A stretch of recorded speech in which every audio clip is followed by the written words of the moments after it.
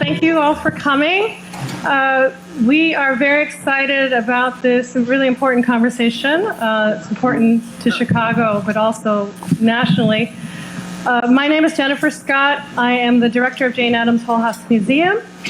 This is part 2 of our evening and our launch of a brand new exhibition that we just opened next door in the museum that I hope you all get to see. How many people have seen it today? Good. Okay, it'll be up for several months, so please come back if you have not. It's called Claiming Space, Creative Grounds and Freedom Summer School, and features our wonderful, wonderful partners and artists and collaborators and educators and activists that we've been working with for at least the past 6 months, and some of them we have prior relationships with. We are a museum. If you do not know about us, Jane Addams Hull-House Museum is a non-traditional historic house museum that pays tribute to the social reformers and the radicals who founded the settlement house in 1889 and spurred the settlement movement, led by Jane Addams and Ellen Gates Starr, and worked with their neighbors in what was considered a slum on the near west side at the time to fight against racism, oppression, gender oppression, to fight for immigrant rights. And also it was a bastion of progressive education, which is how we're most directly connecting the topic tonight, but also the exhibition that we launched. The project that the exhibition is part of a longer-term project that we started 2 years ago called Making the West Side Community Conversations on Neighborhood Change. And we are working with partners throughout the West Side on trying to draw awareness to the connection between neighborhood history and neighborhood change so that people can make the desired change in their communities, in their neighborhoods that they want to see. I want to thank a lot of our partners who are here tonight. 360 Nation, which is the summer freedom school that we are featuring in the exhibition that is operating out of Charles Sumner Math Science Community Academy. So one of the representatives from that school is on the panel tonight, the principal, who you'll hear a lot more from. But we have a lot of the students here. Can we see your show of hands?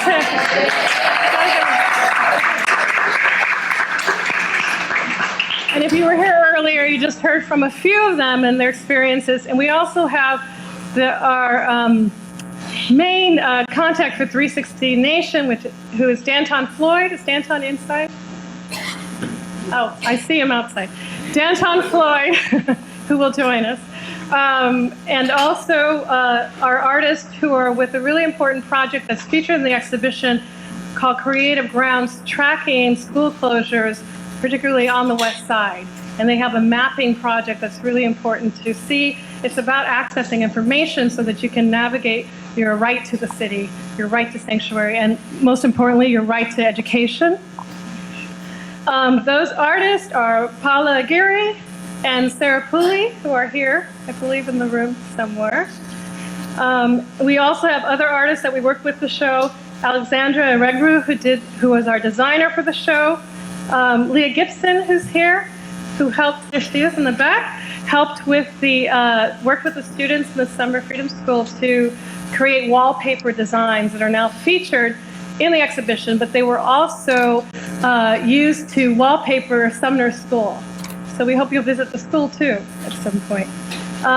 And we have a companion exhibition that we also launched by Nicole Marroquin, who's here in the room in the back there, on the first floor of the museum, featuring these beautiful screen prints, collages that depict student activism in the 60s, particularly high school walkouts, which is very connected to our topic today.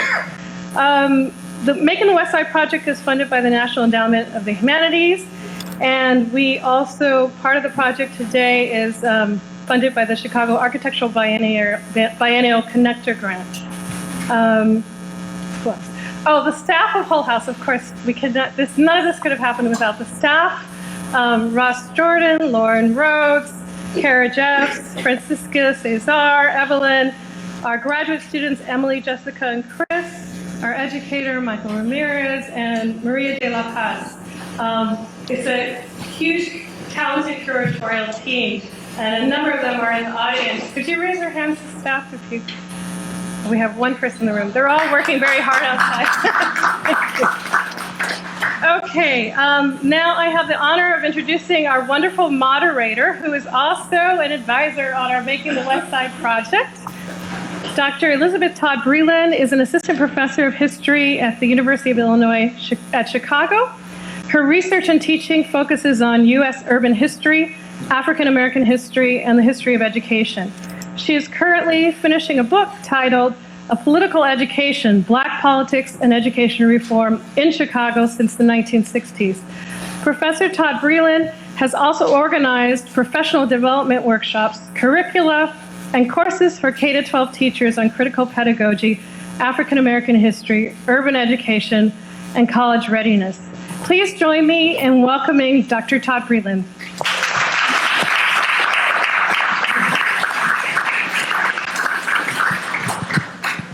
Thank you very much, Jennifer. Good evening.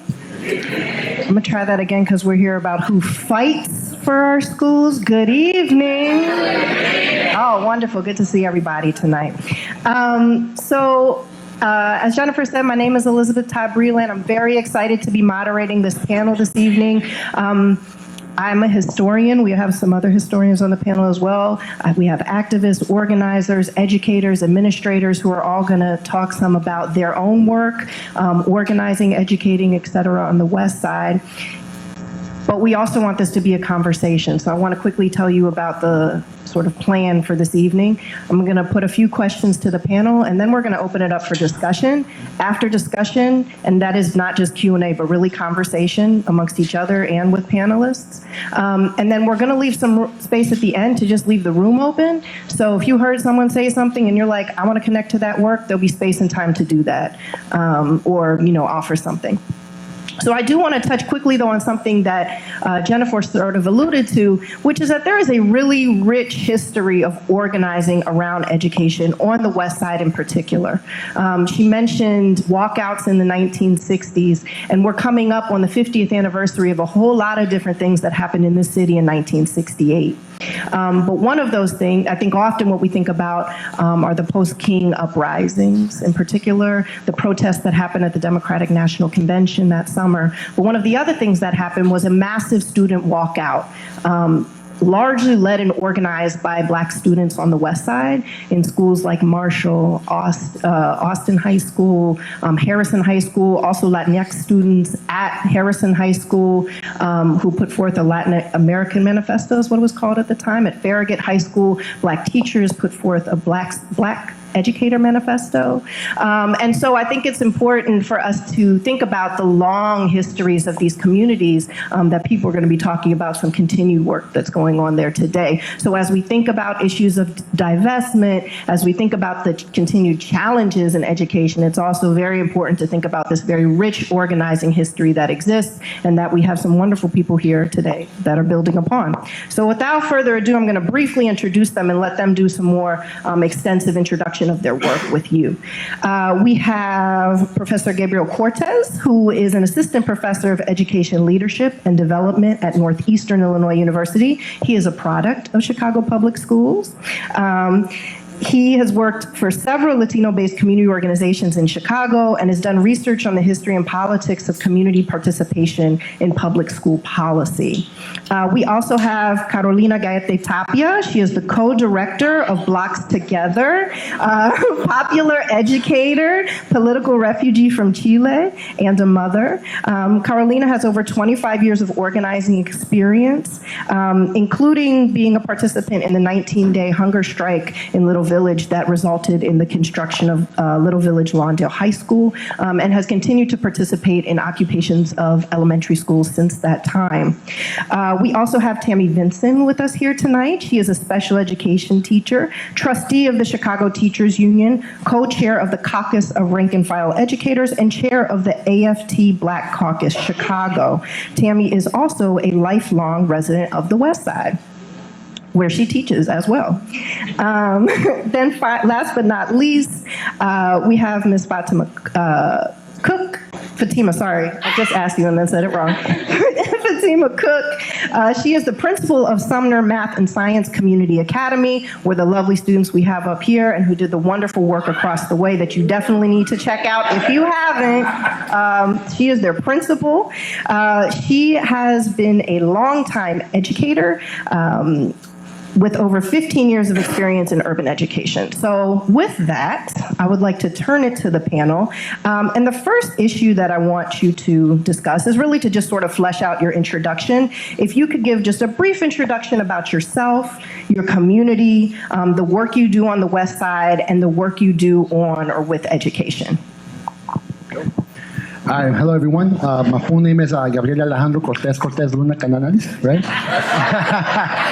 And before I get started with what I do in the beginning of each class, I'm an associate professor in the Educational Leadership Department at Northeastern Illinois University. So I prepare school principals. All my students are teachers, and what I have them do in the beginning of each class is to take 3 deep breaths. Because to me, self-care is first and foremost, right? A lot of times we learn so many different topics, but we do not learn how to decompress under so much trauma that we live in. So I'll ask you, whoever wants to join me, if you can please stand up, and we'll just take 3 deep breaths, right? Just to cut away from what we did earlier, taking care of our bodies, right? Feel free to breathe into your stomach and then breathe out through your chest, right? And all the negativity, let it get out of your system. And feel free to make some noise. On the count of 3, just take 3 deep breaths. 1, 2, and 3. 1.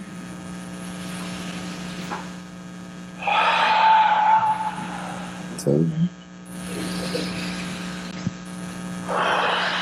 And 3. All right, you can have a seat.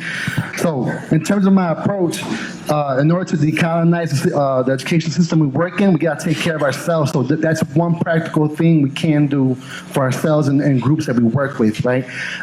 In terms of my style, when I speak, I like to learn who's in the audience. So, how many of you are kindergarten through high school students? All right, so thank you for being here. I hope you learn from us as much as we can learn from you, right? I hope you participate. How many of you are educators? Educators, okay, cool. Well, the Teachers for Social Justice fair is coming up November 17th. So make sure you put that in your calendar, right? Because I do know, and this is the work that I do, right? I do know that teachers get caught up in designing curriculum that relates to students' lives. So this is what I can do for you right now, just giving you a little plugger of some resources for you to attend. How many of you are administrators? Administrators, do restorative justice practices in your spaces. You need to do it, right? My teachers tell me that leaders are reluctant into implementing it into your school system. Please learn about it, right? Reach out to folks. You can reach out to me. I got resources I can, lead you to. How many here are community members, family members who have children in schools in the West Side? The West Side, okay, all right. Well, for me, join or create Black clubs. If you can, right? If you can, do a Saturday morning cleanup on your street and you will get to know your neighbors, because that's so important. We need to do that in every neighborhood. So that's the stuff that I do. In terms of the work, the reason I'm here is because I published 2 publications that pertain to this topic. 1, the hunger strike that took place in 2001 in Little Village High School, and 2, occupation of a field house that took place in 2010 in Pilsen. Right, both times is predominantly women, Mexican immigrant women, right, or Latina immigrant women, right, who challenged CPS because the public school policies that went corrupt, and these women actually led the community together to confront CPS and make some changes in order to, meet the needs, right, of the community. What I did as a professor in education, to the second part, which was the Whittier takeover, I came in as an ally. I didn't come in as I'm a professor, I know everything, I'm going to tell you what to do, not at all. I'll come in and tell you what, these are leaders of their community, right? I came here to support you as an ally and tell me how I can help you. And it wasn't until later that I told them that I'm a professor in education and I have resources that I can make available to you, and ask me what you need, what you want me to put together. And we developed a reciprocal relationship where I understood what was going on from their point of view, right? And at the same time, I was able to put together some information and relay it to them so they can understand things from a different lens. So we built a relationship, and I forgot to ask for that stakeholder group. How many of you here are scholars? Scholars, please listen to what I'm saying right now, right? Develop a reciprocal relationship with school leaders in different communities, right? If you're just coming here to learn about the West Side, that's not enough. You need to go into West Side neighborhoods and school communities and talk to folks. And the reason that I published the situation at Whittier is the reason that people reached out to me, and I was able to contact my good friend Carolina. You see how that works? So in the reciprocity of our relationship, I was able to publish and document the situation so people can read the story that probably wouldn't be told elsewhere. So that's what I do. So thank you. Thank you, Gabe. Hello, I'm Carolina Olga del Pilar Gaete-Tapia. I got a long name too, bro. I am a political educator whose really political formation and my lens in which I interpret the world was really formed at a real tender age of 4. Not because I wanted to, but it was forced on me. Through September 11, 1973, which was a testing ground for neoliberalism. And I share this because Chile was a testing ground, right, for this very dehumanizing, evil economic policies that here in the United States we're feeling the impact now, right, through when we talk about privatization of public goods, that's at the core of these neoliberal economic policies, right? And the ways in which they operate, and they'll say by any means necessary, whether it's torture, whether it's destabilizing, the same tactics we've seen, right, to close down schools, to destabilize our community. Those are, I tell everybody, just understand the neoliberal economic policies, and they will understand why things are happening in our community. They're not by consequences, they're by design. So because this impacted me personally, I witnessed my father being taken by the military, and then we were forced to leave my country. I was exiled to the United States, right? So for me, that's been my lifelong mission, to educate folks, right, about the evils of these neoliberal politics, and to ensure that I'm not just preaching, right, but that people are given the equipment and the tools and the capacity to understand. And that's why I always say I'm a popular educator, because I really believe not in agitation, I believe in education, right? Because I believe in raising consciousness. Because if you agitate folks, you get them maybe to a protest, to a meeting. But if you don't develop consciousness, that person leaves afterwards, right? When their self-interest is no longer served, you out. So we don't talk about self-interest, we talk about the collective interest. And how is it that we raise our members and our community residents' capacity, provide them the tools to have those critical thoughts and to put pieces together, right? Because things that are happening, the way they destabilize, the way they talk about the economy, that's directly connected to these economic neoliberal policies. So that's the work I do at the core. Currently, we were involved. It's always been around education, because I really believe coming from poor communities and immigrant communities, we've always been sold the story, right? Education gets us out of poverty. Education gets us out of the hood, right? But when education is being denied to us, right, that story, I'm like 45 years old. Yeah, I know I'm old. But that was back in the day, that was the story, right? Go to school, get educated, and that's your ticket out the hood, right? We can't tell that story anymore to the youth. The way our schools have been destabilized, defunded on purpose, right? So they create chaos. When they create chaos, then whoa, let's give you a solution for this chaos we created. Let's bring in corporations. So it's no longer about educating folks, right? It's about dehumanizing them and making them a product. Is this product gonna make me money? If it's not, you're no longer valuable to us, right? So that's at the core of my different organizing efforts, have been to ensure that I'm a resource and that I'm there to support whatever changes the community wants to take on and make sure that they're the ones leading the fight.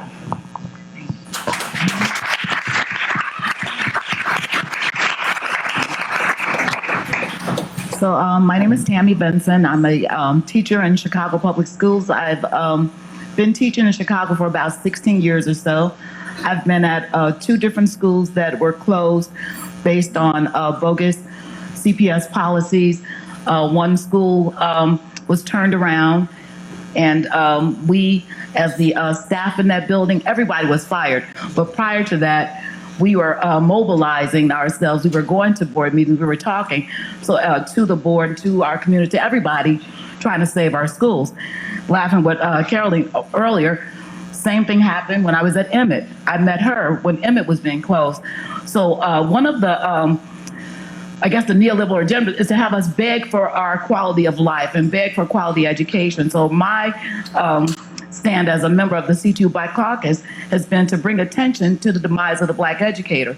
So part of that, I think, this attack on Black educators is not because we lack the credentials, not because we lack the capacity, not because we lack the ability to educate children, all children, not just Black children, but I think there's like an attack just on workers to begin with. And educating folks to think about their responsibility as citizens of the world and of our city is not the priority of our school system. So when we have educators that are politically active, that support candidates, Black educators were the foundation of Harold Washington's campaign. Those folks raised the first money needed to get him on the ballot, to get him to run for mayor of Chicago. Best mayor of Chicago, in my opinion, ever. But he's not here.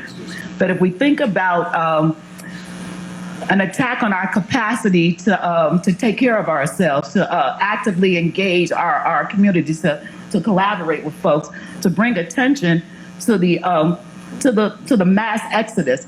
There are folks that are leaving our city and our state in droves because we have folks that we elect, folks that we put our faith in to represent our interests that are not doing it. So as a member of the Black Caucus, as a member of CTU, as an educator, I believe it is my responsibility to work with other folks to bring attention to these things. Because if we believe the hype, that there are folks that actually care about us and are actually trying to ensure that we have the services that our tax dollars pay for, then we're really going to be lost. So we have to think about the children. If we don't believe that the fight for a fight for quality education for every child in Chicago, every child in the nation is our responsibility as the adults, as the whatever the heck you want to call us, but it's our responsibility to do it, and so that's why I do what I do. Thanks.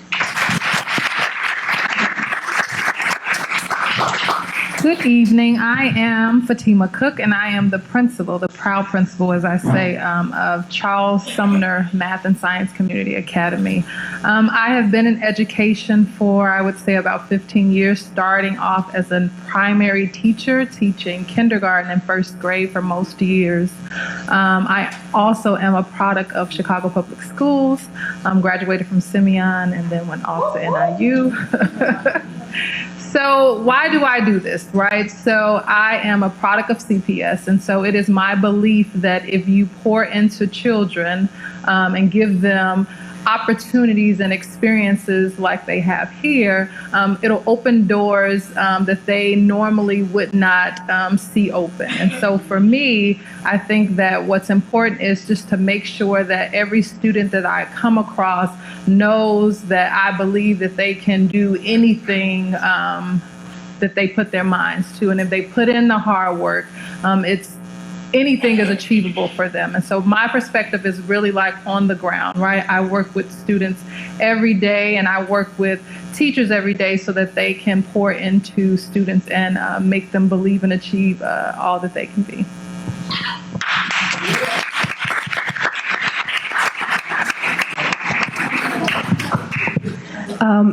Thank you all. As Jennifer mentioned in the beginning, this is part of a larger series called Making the West Side, about the history and continued neighborhood transformations on the West Side.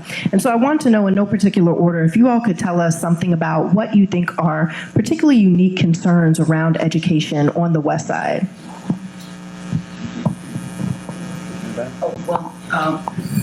So I live in the Austin area, and I don't know if you guys, I think this mic is on, but I live in the Austin area. Austin High School was the largest high school in Chicago for a really long time.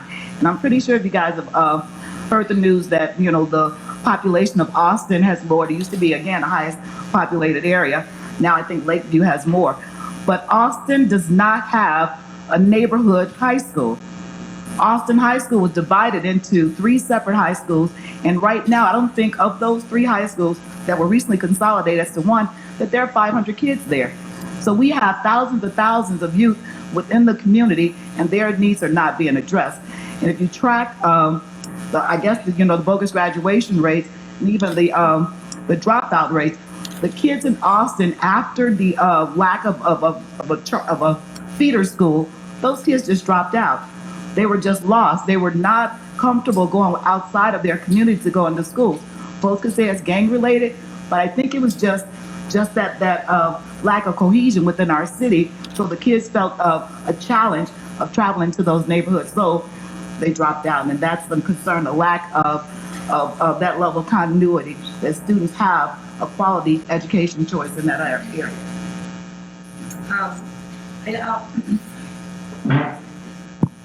Yeah, I also wanted to add, and I don't know if it's unique to the West Side, but also right now what we're seeing is displaced communities coming into the West Side, right? From the destruction of public housing, there was a lot of Cabrini Green residents moving forward, and also, and I'm not calling this gentrification because it's like the people from West Town and Latinos, Puerto Ricans coming that have been displaced by gentrification in the east part of Humboldt Park, West Town. So what is happening in a lot of part of the West Side is where a lot of poor communities are coming. So it's like refuge for displaced communities that have been pushed out of their neighborhoods. So in an area where it was more historically black students, now you're seeing in the schools, seeing the number of black students decrease, the number of Latino students come up. So that's something even at Piccolo, when they were trying to turn it around, they didn't know that when AUSL was turning Piccolo around maybe 5-6 years ago, they didn't know that there was such a high percentage of Latino students there, which was like 35%. So they were not offering any type of bilingual services. And so that was something new for AUSL as they were turning schools around. We're like, hold up, not understanding the community dynamic, what was happening in the community, right? So also, what we're seeing with this is also a lot of the our communities have been criminalized because the West Side is prime territory. We understand that, right? So we've seen how at OR, one of the schools that I work closely with, the students, since AUSL took over, the population there was 1,600. 8 years later, that population is 300 students, and now they have to co-locate with KIPP because they were one of the schools where they were talking about utilization. That was a bogus the utilization formula they used to close schools, whether to determine whether school was sufficiently being occupied. That was bogus. But the real schools that were severely under utilized were the AUSL schools. But we know they're a contract school. There were Rahm Emanuel's pet project, and even at the board of talk about conflict of interest. Real conflict of interest is the AUSL folks that were on the board while they were deciding to give him those schools, right? But since he's a Jewish man, he didn't go to jail. And Barbara Brennan is black, so she went to jail. But I'm gonna leave that at that. But so my ADD is about to kick in. I'm sorry. But so what I see about that in the West Side, and also how they're criminalizing schools, and this is also to administrators. At schools like OR, they're directly connected with the 11th district, right? They're spending more money in making sure that our babies are criminalized and making them safe or educating them, right? So when they have surveillance that's connected directly to the 11th district, to me, that's a violation of their human rights, right? When our babies are using algorithms to be put on gang databases, right? That is criminalizing. So school is not this welcoming space of education. School is another institution that criminalizes our youth, and we're seeing this in the West Side. And when they talk about, oh, these kids are dropping out, no, let's talk about the truth. You're pushing out our students, right? So one of the things that we ask people to know is to really understand this student code of conduct that has changed, right? And one of the options is restorative practices, but if parents and students don't know that you can ask for restorative practices, they're gonna suspend you.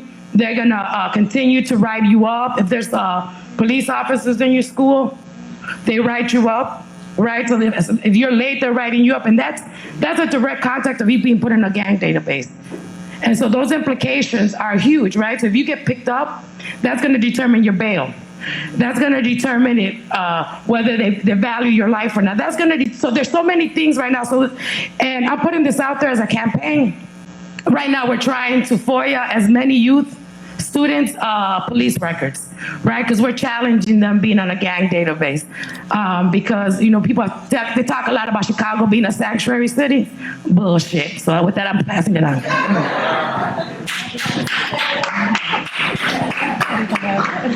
So Sumner used to probably be it was the centralized school in the area that it's in, and it housed about 1,200 students at one time. And so now we're about down to 250, 280, including pre-K. So what we see is that our families who leave our school are not leaving to go to other schools that are in the community. They're leaving Chicago. They're leaving the state. So a lot of opportunities that they don't see in their own community, they are finding, in other places. Another issue that I realized as I am at Sumner is it's food sources, right? So I'm in this place and I want to find somewhere to go for lunch, right? But where is the closest place that I can find something that's not fast food, that's not something that's going to be, right? That's not a gas station. Where do I find that's really close within the 5-block, radius of the school? And it doesn't exist. I have to get on the expressway. I have to go 10 blocks to Cermak. And so there are a lot of resources that are not in the community where our students are and our parents. And so you see a lot of the flight because of the lack of resources that are in the community. So.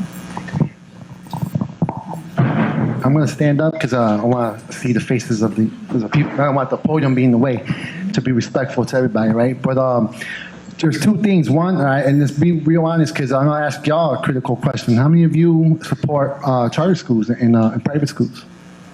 Nobody? Nobody? All right, good. No. And the reason I ask, because the charter school movement is hitting the West Side. Right, it's competing with neighborhood schools. They're taking funds, right? In terms of the budget, they're taking away the budget from neighborhood schools, and all of a sudden there's money to build new charter schools to open it up. It's become a competition, right? And we know that charter schools actually hire young teachers who are not established, right? Not so many years as a teacher. Their relationships with students are brand new. They're learning the trade as they go at the expense of our students. You know what I'm saying? I'm not saying they're all bad teachers, but that's the trend, right? Phenomenon that's happening in the West Side right now. We need to understand what that means, right? Another thing is the shift of demographics, right? I was at a school by Division and Grand. The principal, young African-American male, he told me that we got 4 different cultural communities in the school. It hasn't been that case, since forever. So he says we have 2 black communities, one that's a bit more fluid than the other, and there's a lot of tension there. And we have an emerging Latino immigrant community, right? And that's kind of brand new. And I was like, well, what's the 4th one? Oh, the 4th one is the predominantly white teachers in the school, right? A lot of times we forget about that community in the school, right? And so they're like, so I'm dealing with this and people don't understand each other and there's still distance to one another, and I'm trying to figure out how we can build a community in this school. I don't think that's the only case that's happening, in the West Side, right? Because of the shifts, right? The teachers, for the most part, what he told me was like, well, once they're done, they clock out and they leave. They're not trying to, put in more hours to learn more about the communities that they actually serve. To me, that's a huge problem. I put it on community members to advocate for this. Put on community members to also, if you see an emerging community coming out, introduce yourselves. I was in Bellwood not too long ago, and they made a dual language immersion elementary school, which was at one point a predominantly black school, community school, and parents had a problem with it. And to me, I understood that because you know what, this was their, this is your school. You grew up in this neighborhood, but it's up to the leadership, right? To bring those communities together. If you're not doing that, you're going to have tension, you're going to have conflict, and people are not going to be focused on studying, right? And then performing in their grades and stuff like that. So those are the concerns, but it's also by design, because we're going to just put everybody all up in the mix, cut your budget, and y'all need to figure it out. And if you get in trouble, guess what? We got prisons waiting for you. So. Thank you. So we've heard now some things about some of the fallout of divestment, community divestment, divestment from schools, what happens when there's divesting happening from neighborhood schools, but also all types of other resources in the community at the same time that you see an influx of resources around law enforcement, for example, right? And so we have some sense of some of the challenges, and you're more than welcome to keep talking about those as well. But I was wondering if you can talk some about what you see as possibilities and opportunities within this landscape to create change.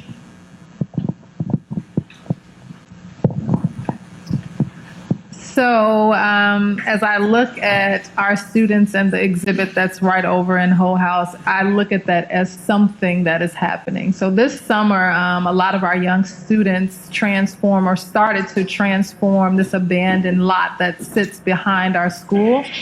And I think the thought is that we as a community, and when I say community, school community and the community around our school, have to take part in creating that change that we kind of want to see. And so the students spent lots and lots of time pulling out the litter and weeds, and they were cutting down all plants, and they had a shipment of wood chips come in. And so I remember, I think it was Shania, it was after a holiday weekend. And the community, or there were some people in the community, had littered in their lot. And she was so upset. And I can't believe they would do this. And so for me, when you say that, it is creating spaces and creating opportunities for students and community members to create the place that they want to, have within the community that they live in.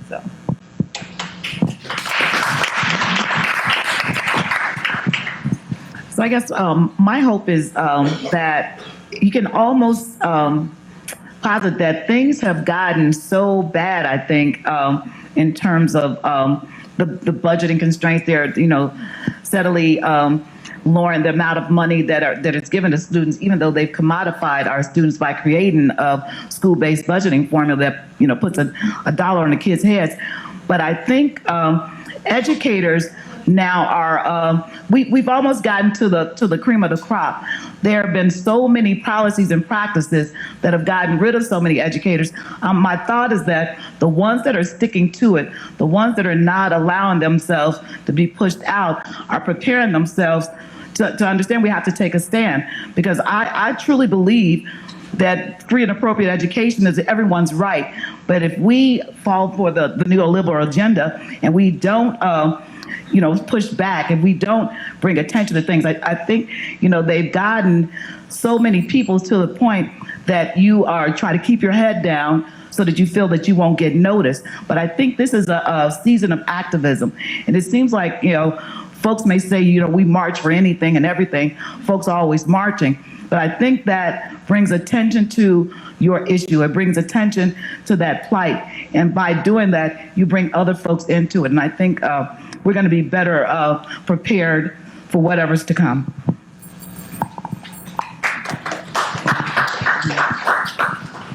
Yeah, I think there's a lot of opportunity, especially in this time where, there's so much access to information, right? So if we don't believe the hype, if we dig a little deeper in terms of understanding what is being done to our communities, what rhetoric they're using to pass legislation and pass laws. And sometimes the worst thing is we are celebrating our demise, right?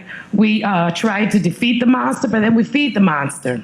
right? So if we don't really understand how these policies that are enacted and how these so-called leaders or political representation are constantly filling their pockets and not working to ensure that our communities are reinvested, right? So for as a popular educator, for me, it's always critical, make sure that in all spaces, right, those directly impacted, our voices are heard, and not only heard, right, but are part of the strategizing and are part of really designing how we're going to fight. Right, because I think a lot of the times when organizers and academics design strategies, we limit ourselves, right? Because we're like, is this winnable? Is this real? When you're getting screwed, you're gonna do whatever it takes to get yourself out of that situation, right? And those were some of the learnings I had during the hunger strike and during the occupation at Whittier. Well, when we did the hunger strike, we didn't even really think about how long. We were just like, hey, we're gonna lose some weight. We're not gonna need no Johnny Craig. We're gonna get some attention. But as time was passing by, we're like, hey, right? But what had happened was not only for us, but our community, it began to awaken a sense of, it began to awaken curiosity. It began to awaken, why in the hell, as a community that generates the second largest amount of tax revenue for this city, which is Little Village, 26th Street Strip, are they not reinvesting back in our communities, right? So I think that's what for me is so critical, and I learned that for the people that directly impacted, what pushed that envelope, right? And pushed it to the point to victory. Like there's a saying we use in Spanish, hasta la victoria siempre. Until victory always. Not until, hey, they get us maybe this, right? I'll work with that. If it takes 10 years to get what we want, it's gonna take 10 years, but don't give me half.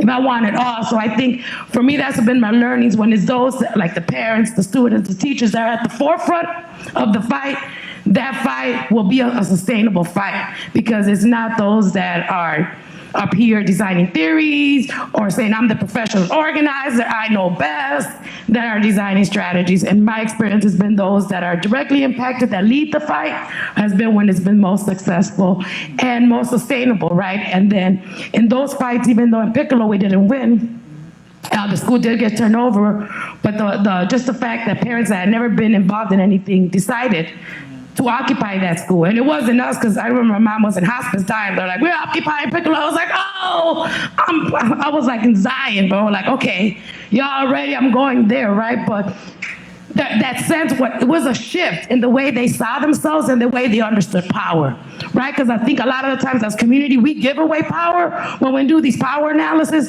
we're looking at the mayor, we're looking at the alderman. We fail to see the power we have, the collective power we have as a community, right? So with that, I think let's not give away our power, because that's an opportunity, but we understand that as taxpayers, we're investors. And if we're not seeing a return on our investment, there's something wrong, right? When our communities are not being fully funded, when there's no, and they're constantly taken away, and then they're telling us survive, there's something wrong, right? So, and it's up to us not to say, oh, we gotta go, and see if the alderman or no. How do we as a community take back what's ours, like they're doing at Sumner, right? Is how do we reclaim these spaces in our community and not to wait for somebody to come and give it to us? Thank you. She's always hard to follow up, but but there's a few things when you pose that question, right? As a professor, since I'm not, in one school, I get to hover around the city and visit different sites. And I've learned that there's people who are doing great things, right? But what I don't see is connections. So sometimes you have an initiative like in Englewood on 63rd and Morgan, Elevated Gardens, put together by this woman, Taryn, I forgot her last name. But she's doing a great job of bringing the community together, old folks, little kids. In a span of 2 months, she's created involvement of over 100 people. Right, and she's trying to make connections to schools. Then you have, Blacks Together doing restorative justice practices, right, where they're doing the village keepers. Maybe you want to touch on that a little bit, and they're doing it in their neighborhood and really reaching out to trauma, hands-on. There's responsibilities that are not written in their responsibilities as their jobs, right? So what I see what scholars can do, people in positions like me, is that we can find out what they're doing, draw some literature together, document it, and make it available for others to learn from, right?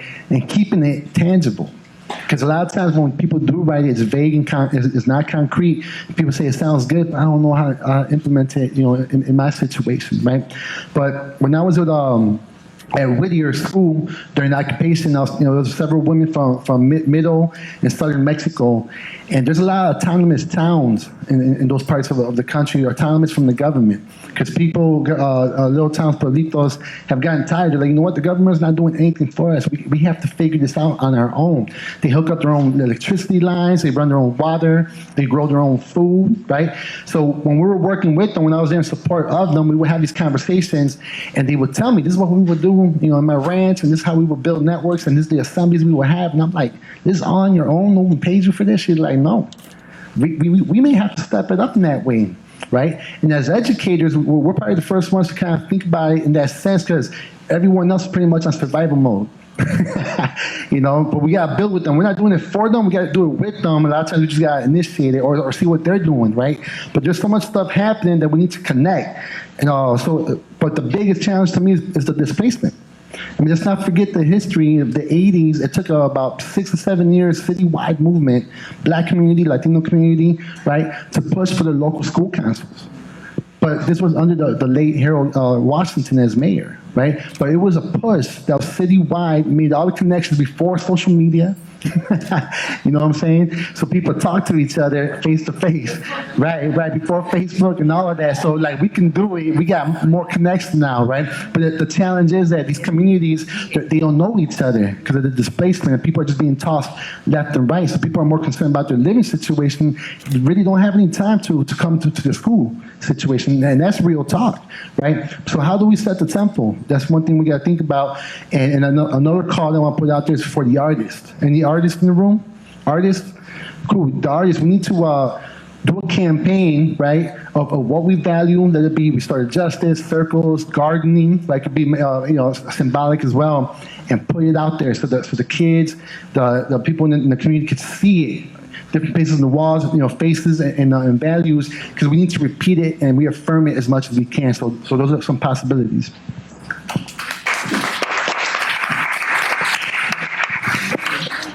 So on that note of connection, I'm actually going to turn it over now to a discussion in the hopes that we can connect more, both you all with the panelists, if you have specific questions for them, but also for you with each other. If there's something going on in your community right now that you want other people to know about and learn from, please share that with us. If you have specific questions or topics that you'd like to just bring into the space, this is a time for that as well. Do we have to use the mics? I don't know what the people are. I don't know if these work. Just stand up and ask your question. And I'll call on you. There is a lot of struggle that has gone on. And in order to do more struggle, you got to have a better appreciation of all the struggle that's going on. This place that we're in right now is the product of struggle. It was a hell of a struggle waged to try to prevent this university from being located here. It was led by some of the finest organizers that the late 50s and 60s saw in this city. Wonderful Italian woman, Florence Scala. You all should look her up. She was right here on Taylor Street. She combined with Black organizers from Garfield Park who said, build the damn university out in Garfield Park. Don't build it here downtown where you're going to destroy the Hull-House community of Black, Italian, Mexican, Greek. We all work together, all right? That was one. We got the Willis wagon struggle. You all can't forget these things, because one of the ways you'll get a lot of these older folks on is to make reference to these and to learn from the lessons that came out of those struggles. I also think that the other thing is the whole Jenner school boycott. That was an incredible struggle on the near west side of Cabrini Green. And one of the things now taking place that you all should know about and should interact with has been a struggle to try to keep Jenner and Ogden School as an integrated school, all right, as opposed to the normal pattern of getting rid of the inner city ghetto school and having the white folk have a nice, rich, prosperous, what's that, citizen for encampment, what is that place called up there on the north side?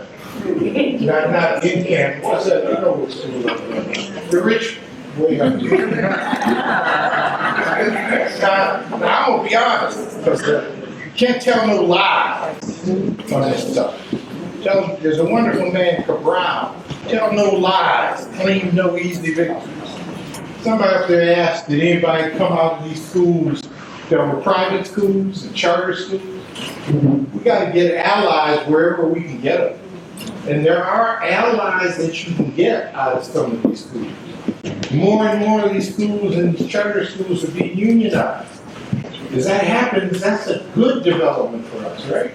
That means that there's going to be some consciousness, some organized consciousness. And I won't shut up, because I'm a product of that kind of private school shit. Don't you all tell this to nobody. I went to Francis Public School, you all know that place?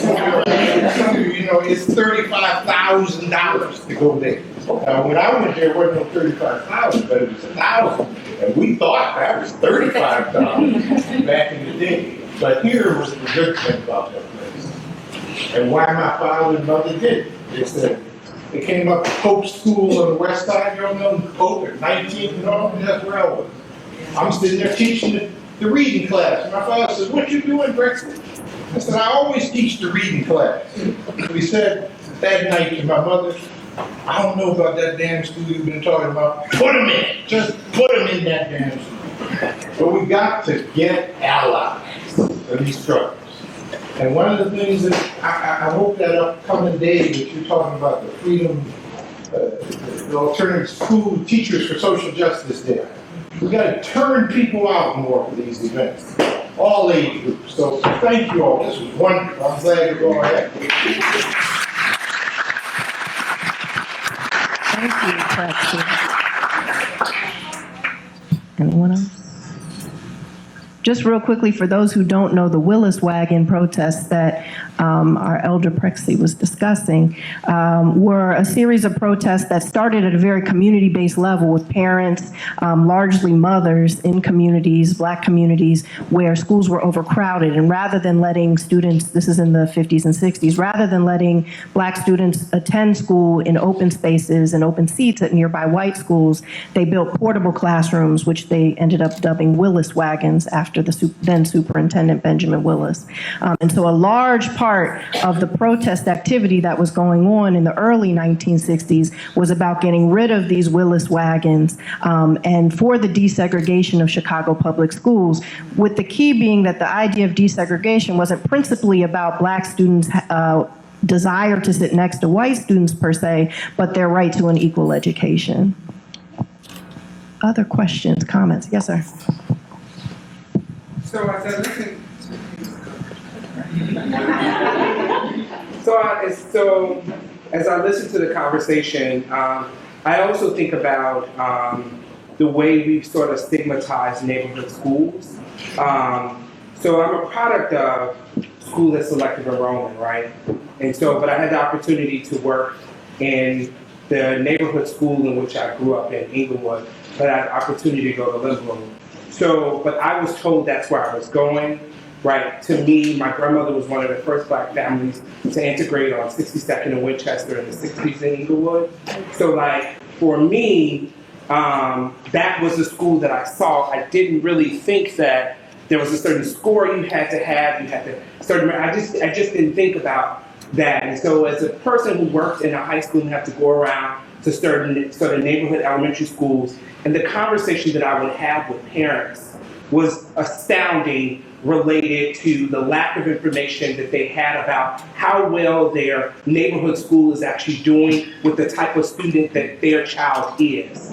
And I think about the stigma with Chicago public schools, with low-income Black and brown students are actually performing extremely better in Chicago public schools than anywhere in the state if they was to go to school in a suburban school district or one of the highest performing suburban school districts, right? So when we think about all of that richness and that information, and I would show parents this data, actually, your student has this academic profile, we're actually doing really well with that type of student here at the school. They have high needs, they have this. We can actually provide. We were doing restorative practices before it even became a thing. That's what we did, almost 60% male, Ms. Cooke, no. Almost 60% male, and when you think about closing gaps and doing all these particular things, but it was amazing to me the stigma that's associated with neighborhood schools. So I'm wondering, how are we not only organizing parents, but I think educating parents, and even the University of Chicago Consortium came out and said that actually a mid-tier student or a high-performing student coming from an elementary school, if they go to their neighborhood school,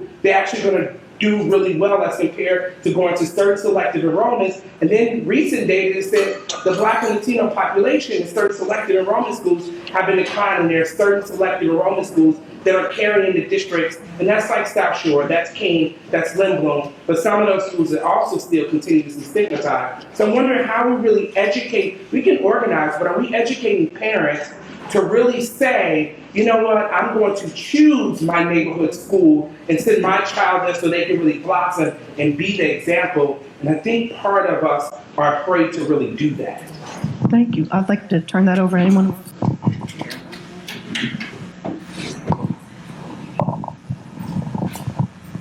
So, and to the point that you're making, and I guess that's a question that I've always had for administrators. So I guess my thought is, how is it that, we started with Barbara Bird, but Janice Jackson and Forrest Claypool can say that the like 25% or more than all Black students are in failing schools, or 25% are in failing schools, something like that. But these are the folks that are charged with running our school system. So I think going back to what we know is an intentional plan to destabilize public education, they're creating a stigma against neighborhood schools to say that these schools are failing. They're under-resourced. They're usually, capital improvements are usually not done. They're in communities where the population is leaving. So I think in an effort towards gentrification, they'll create that narrative to scare parents away from enrolling their students in these schools. So how do we challenge that? So in addition to creating that dynamic, they're still creating a budgeting formula that is really, really going to starve these schools. So I guess as a public, we have to, I guess, demystify it. Well, understanding that it's intentional, but what do we do? I mean, how do you ensure parents, because you'll come to a school, they'll tell you, oh, these kids aren't safe, they're gangbangers there, the families are this, they're that, the other thing. So people have a perception that causes them not to want to even give the schools a chance. But I teach at Oscar the Priest that, you know, we were considered failing for forever, and somehow miraculously under this new formula, we're like a tier 1+ school. And I'm thinking, what changed? Nothing changed. So we're creating false narratives that are attached to it, and people just believe the hype. So how do you demystify it? And just to that, like with the school, and that's why they use, remember the first round was you were on probation, right? And they created these 3 levels of probation, right? That was part of commodifying public education, right? So it was not about education anymore. So that was the first thing, right? When they couldn't do that anymore, because I know this, the schools we worked, the lower ward, which was Ryerson, was a level 1 school. And had been for a while, right? So they couldn't close it, but they wanted that space because the old lower ward building now, which is next to the Garfield Park Conservatory, right? So if we're understanding the gentrification that's happening on the west side, we have to understand these educational policies and the gentrification go hand in hand, right? So they create all this BS, all these false narrative about like your schools are fading. And so part of our thing, we have a parent network, right? And it's just around that, is making sure that we're looking at at the school report cards, that we're understanding how we had to push, right? Like the capital needs. Why is it that some schools, like Cameron neighborhood schools, has been like 10 years that they've received even level 1 or 2, that, you know, how they divide the different capital needs for each school, right? So we had to go and look up at all the money that charter schools were getting and selective enrollment schools were getting as opposed to the neighborhood schools, right? And so we had to embarrass CPS to have reinvestment in our schools, right? So we always tell the story, read the budget, follow the money, the story always unfolds, trust me. So that was one way, but also because it created a lot of tension between when they co-located Lower Ward and Ryerson. They were all blaming each other, right? You're the dumb kids, or it's because of them, they're the dumb kids. So we had to really go back and say, no, neither school was failing. Both were schools, strong academic schools in the middle of the hood, right? So instead of closing them and destabilizing them, give them more resources. But what they do, when there's great principals, they take the principal away. So, and they create and begin to destabilize the school so then they could justify, right? So the old Lower Ward now is part of this big development that's happening in Garfield Park, right? So, surprise, surprise, no, right? So they had to create that narrative, right? And there, so it wasn't under no more around grades or academics. So then they created this thing around utilization, right? The moratorium is over. So we were talking that with Tammie. So let's see what kind of BS they create now for us to be like, oh yeah, that's true, right? And they've allowed for our property taxes to go up for the next 3 years, right? And now CPS can raise a tax levy, but if you're in the TIF, that's considered new increment. So is that going to go to CPS? Or is that creating more funds for redevelopment and to kick us out of our neighborhoods? Right? So we always say go deeper and deeper. When they tell you something, really go deeper. Is this really going to offset the budget, or is this really just going to fan their pockets? Is this another way of them getting rid of Black and brown and poor folks in the city? Because we're really in their way, right? So they're going to keep on creating false narratives and policies. They're going to continue to criminalize us and place the blame on how messed up the educational system is on us. Thank you. So, great question and a great comment by the gentleman over here to the left. But as I was preparing for this panel today, I was looking to see at the stats of enrollment of West Side schools, high schools, and I was expecting to see a decline. Thinking that an increase of because people were being pushed over to the West Side. But what I saw was a decline in the enrollment, and I was actually surprised. And that's actually good research, right? When you're surprised by it. But then I saw again another aspect was the growth of selective enrollment and also charter schools. Like they're taking these students, right? So, and the reason I'm bringing up the charter school movement is not to be against them in terms of the individuals who work there. I'm for all educators who sit and stand in front of children and trying to improve their lives, first and foremost. But when we're looking at structures, right, and we're looking at what's happening in the city of Chicago and in this nation of privatizing public schools for the sake of profit, because that's what is happening. Right? I have great friends who went to charter schools and say, you know what, this school saved my life. And they're pro-charter, we're still friends. I understand they have a different experience, but I try to look at it from a broader perspective, right? But I think they're taking that so they can say, well, look, your schools are under-enrolled, we don't need them, we need to take them out. What we're seeing now, I'm on Facebook seeing all my friends, I don't have any kids. All my friends who have kids are saying, I have to pay so much money for all these fees. I never had to pay this 5 years ago. And they're in public schools. And the ones that are in charter schools, they're paying all these fees and like, I can't afford this. It's becoming a business. We're in the middle of a plan that took place in the mid-'80s to make school an industry, $1 billion industry, right? So I mean, that's the real talk. And I forgot my last part, but I'll leave it at that. Oh, did you want? Other questions, comments? Yes, in the back. So me and some of my friends here, we're education majors. We're actually taking classes for this stuff. So just learning about the struggle of the past, the struggle of the present, and possible struggles to come up in the future. What advice would you give us to keep fighting this fight? Because it's a lot, and we're only studying it right now. So once you actually get into the classroom, what do you have to say for us? I'm not even in the classroom yet. Okay. So advice to future educators. So if someone would have told me that I would be sitting in this seat when I was a teacher, I would have said absolutely not. I would never go into the principalship. It's not something that I was interested in. What I would say to you back there, future educators, is there will always be children who need adults in front of them who believe that they can achieve great things. And so you have to remember that there is kind of a greater cause outside of all the stuff that happens in and around the school. So what I tell my teachers and my students is, let me handle all of the stuff that, comes in. You are responsible for making sure kids succeed in the classroom.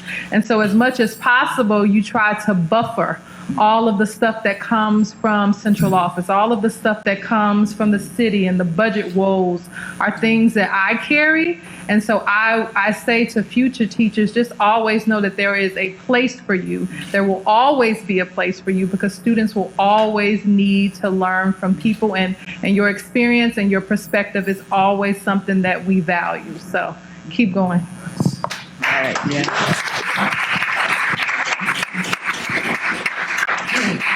So I'm a member of the Caucus of Rank and File Educators, CORE, and currently the leadership of CTU is from that same caucus.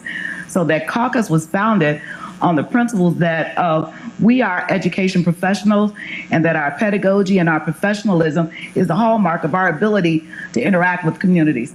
So we're strong believers in pushing back against bad policies. So we believe that if you don't stand for something, you'll fall for anything. And in education, understanding that something like standardized testing, which is being used to shut down schools, to fire teachers, and to fail students, to create a failure narrative for entire communities, is a problem.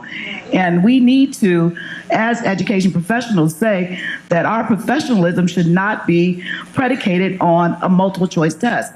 So we are challenging folks to say that that's not our job, that's not our role. We are absolutely responsible for educating young people, but do we educate folks to accept things as they are without challenging them? If we know that something's wrong, do you sit back and allow that wrong to just go unchallenged? So I believe that educators everybody is an educator, but folks that decide to make that their profession should do it with a sense of professionalism, that I'm going to fight for my job, and I'm going to fight for my ability to teach young people. And I want more young people to want to become educators. But because we've been demonized from, we're the teachers, if one bad teacher, screw you up forever, that's saying that teachers are that all the failures of public education lay at the foot of teachers it's BS. And if we accept that level of responsibility, then shouldn't we challenge it? So if I can change it, I'm going to do everything I can to change it. But I'm not going to accept responsibility for something, or educators should not accept responsibility for things that are beyond their control. But so as a future educator, what the hell is Gaete-Tapia? We have Pearson that is currently responsible for deciding who becomes educators in the state of Illinois. How did that happen? So why aren't we thanking for the money? They doing it for the money. How do we not go to Springfield and yell at the people that decided to do this? Again, they're commodifying our children. They're trying to find any way, shape, or form they can profit from education, because education has a lot of money. How are we always broke? So anyway, we have to think about that. Yeah, broke on purpose. So I actually wrote some notes, so I won't forget. So first I want to say thank you, and I honor that, right, for your courage to be an educator, because we don't do it for the money, right? So much love to all of you for your aspirations. But my first thing is self-care. Make sure you find ways to take care of yourself, because your temple is gonna hurt. Because it's war. It's a war, and we're spiritual warriors in that sense, right? Because so much going on, and we build community off of that. So first and foremost, take care of yourself. Remind yourself why you do it. right? Go open mic poetry sets, check out some art, talk to people, be around other people who think like you, because bad teachers don't go in to become bad teachers. They don't decide, you know what, I'm gonna be a bad teacher. No, you know what I'm saying? Like it's so overwhelming that they don't find space to find that support, find that community, remind themselves all of that, right? And I see it in some of my students. Look for support to design curriculum that matters to students' lives. And this is where the Teachers for Social Justice Curriculum Fair, November 17th, write it down, right? Boom. And then lead with an asset-based lens. Right? People say, I work in a tough neighborhood, a bunch of gangs and this and that. All these things, the negative stuff about it. I'm like, there are people too. There's beautiful people up in there. You know what I'm saying? And so it's like, always look, what are the assets? What can I pull from to grow together, right? Always think of the whole child. They're developing as they go, no matter how trauma they are, but they're still developing, and we can help them with that. And be intentional with the channels of communication. In terms of how you want to communicate with other people. Restorative justice and circles is one way, but there are other ways as well. But it has to be intentional because it's not going to happen by chance.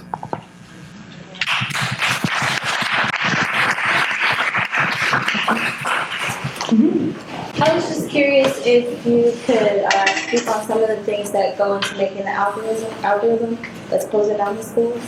Is it just standardized testing? Is it the community itself? Like, what are they basing the school closings on?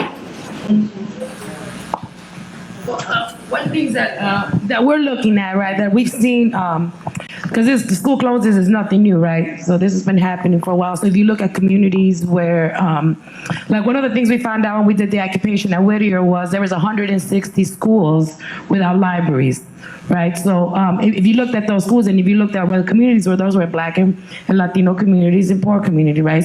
So if we see where the bulk of school closings started on the South Side, right? With the Mid-South Plan, and I think this was over like maybe 10, 12 years ago. So don't quote me on this, my timing is off, right?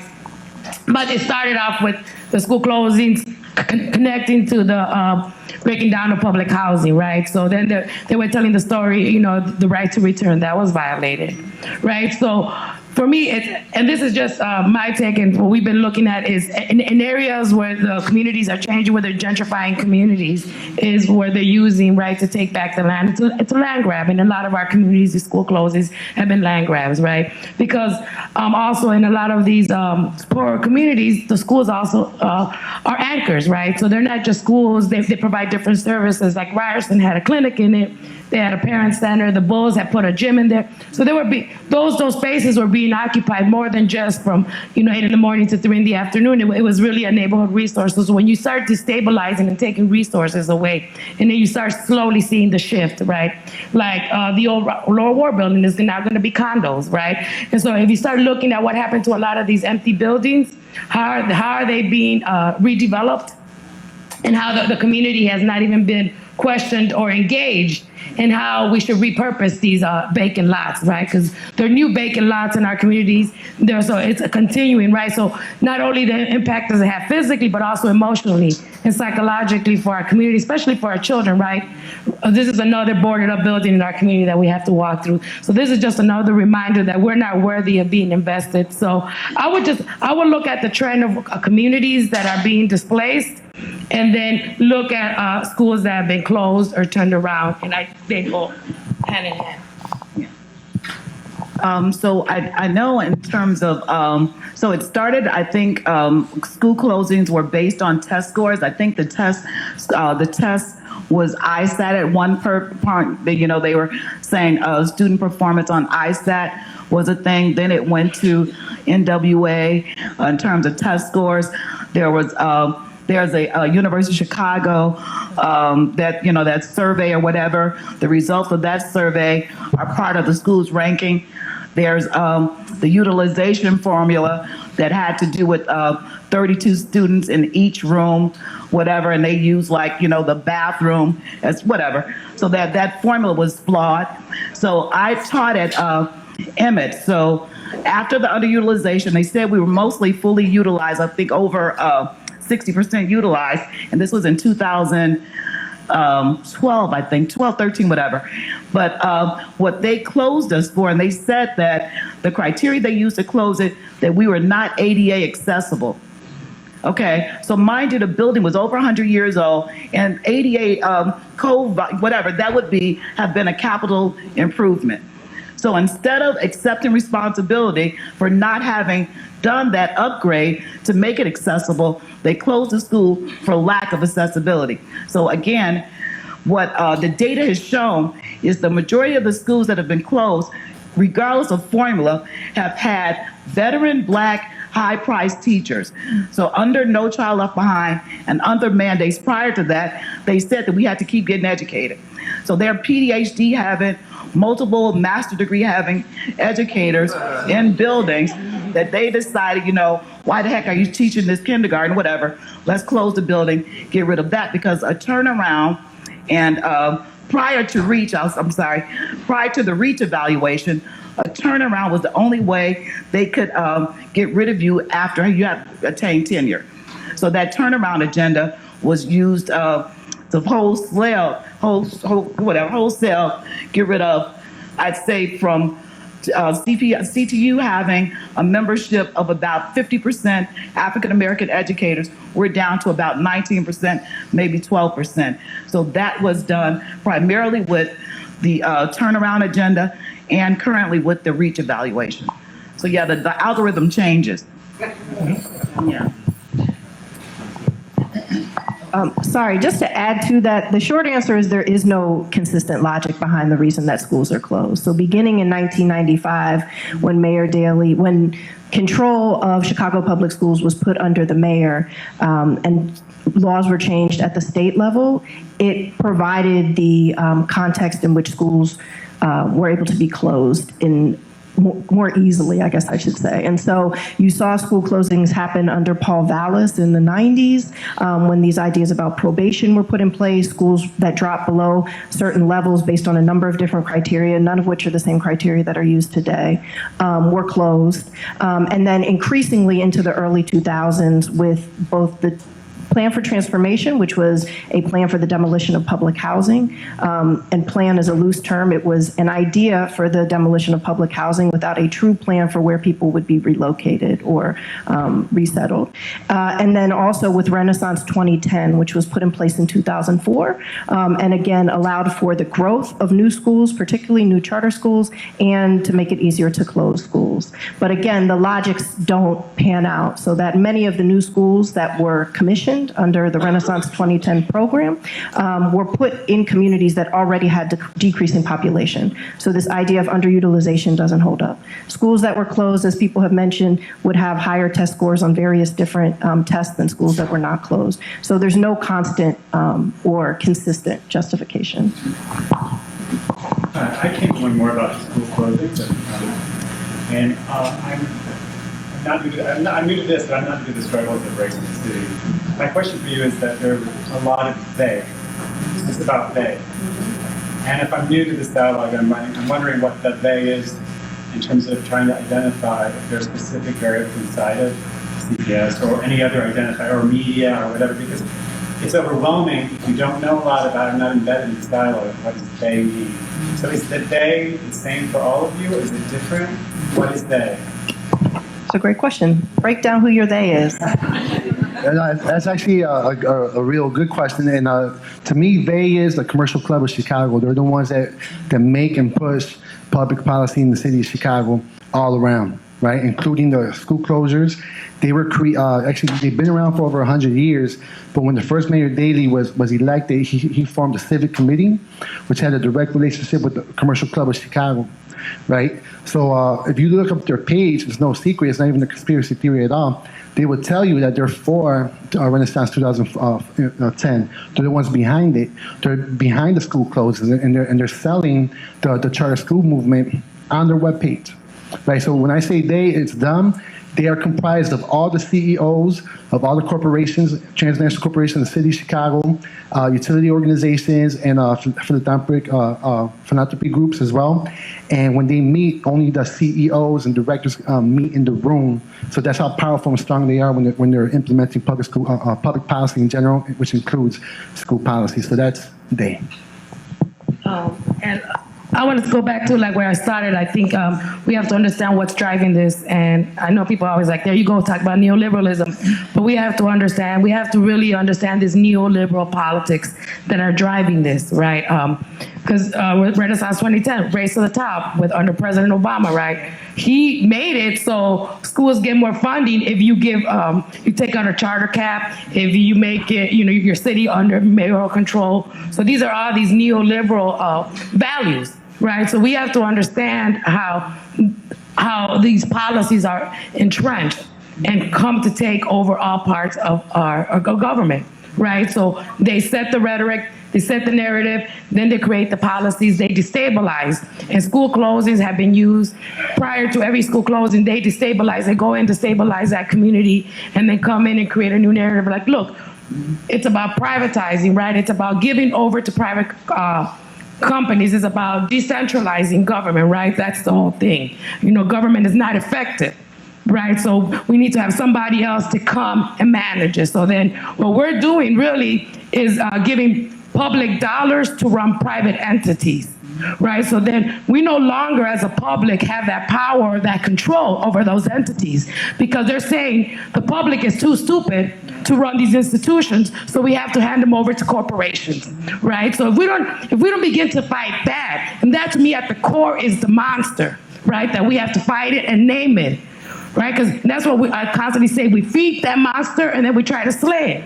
We have to figure out, are we against this or are we for it, right? We can't say, oh yeah, we have to be able to fight. I don't care who you are, right? If you're implementing these policies in my community, you're pushing, I don't care if you look like me, I don't care, right? Because a lot of people and this is what I learned in Chile, people that look like me are the ones that torture my people, are the ones that kill my people, so this identity politics stuff don't work with me.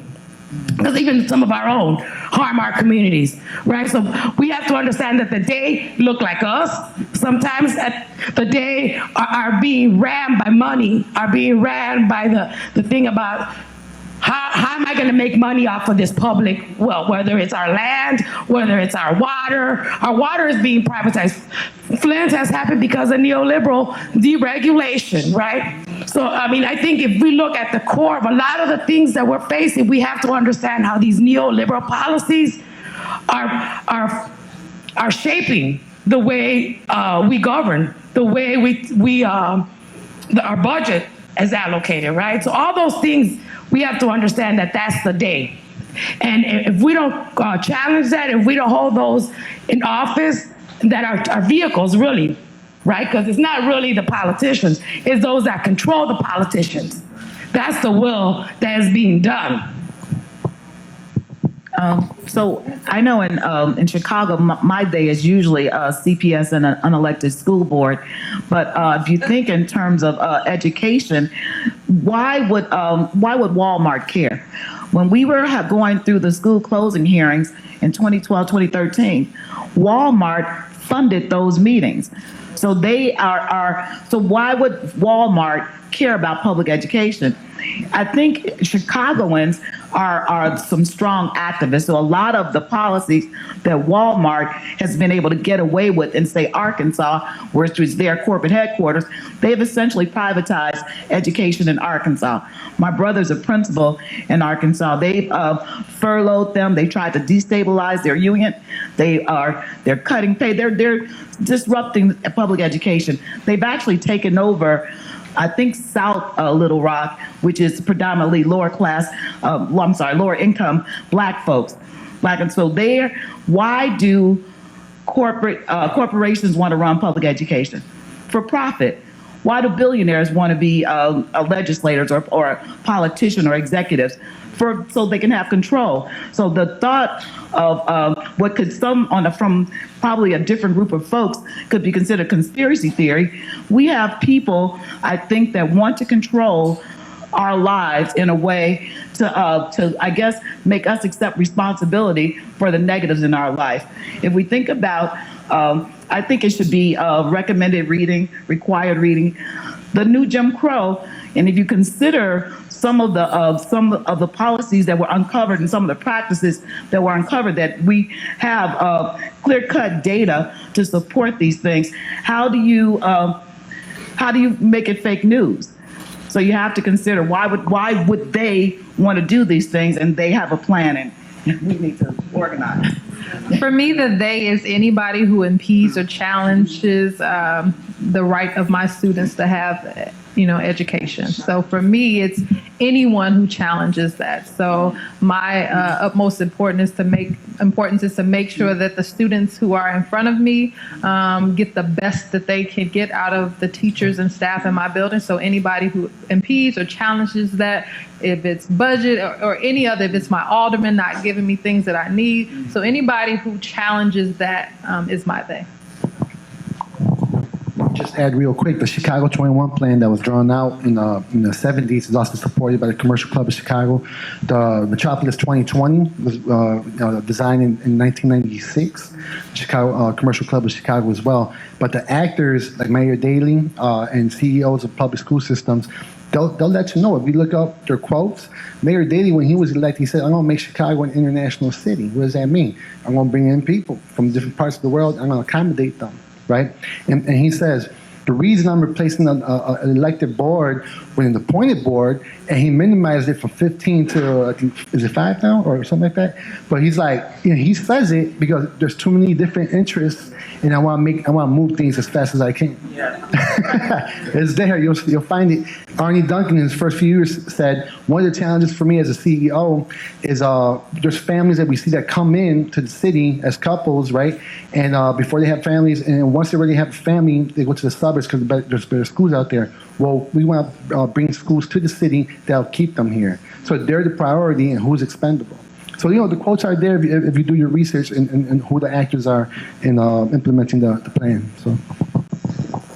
And I would just add, I think in all areas, particularly of government, if our officials are first and foremost responsive to the parties that we're talking about here and not their own constituents, that's something on us as well, right? To change in any way that we can who they're actually accountable to, and to force them to be accountable to those, as you were saying earlier, most impacted. And some of you all have done this work, right? And if they're not doing that, then to get them out of office as well. But I think that that's something, there's very little participatory democracy here in the city of Chicago, and certainly in the realm of education, right? Like we have an appointed school board that's appointed by the mayor, and the mayor is in these rooms with these meetings, right? And that's, it's crystallized under Rahm Emanuel because he has directly the corporate side and the political side, but it's been there for decades.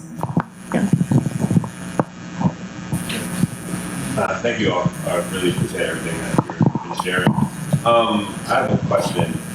I think something that's used against us in trying to fight and achieve equity in the city is how compartmentalized that we as citizens even think about the city. Because there's a lot of things out there. They have a plan for Chicago, not just the South Side, but not just the West Side. But a lot of times we frame what we're doing, the work that we're doing in our communities in that way.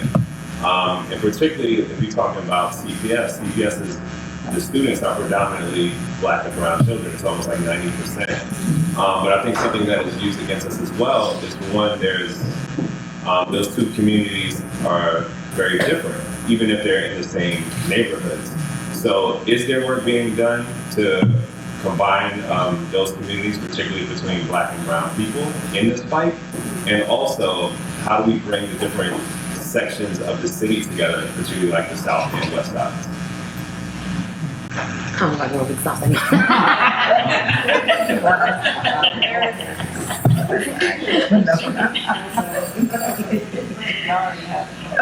We can talk well, if they could say, well, one of the things that, okay, cool. If other people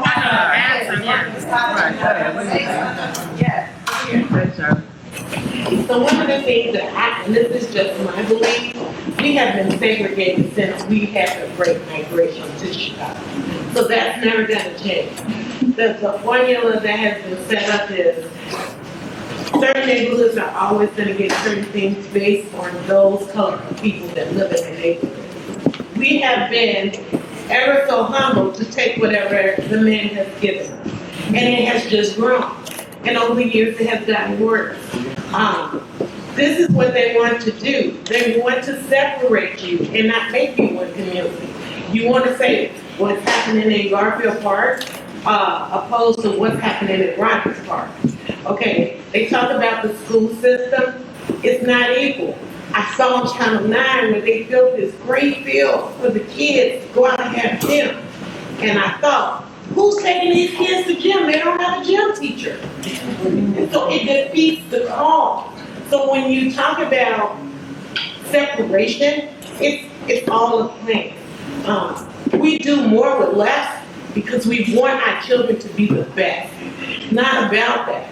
So our problem is that when we start yelling about the things that our children don't have, or we're not cooperating, we don't have the money.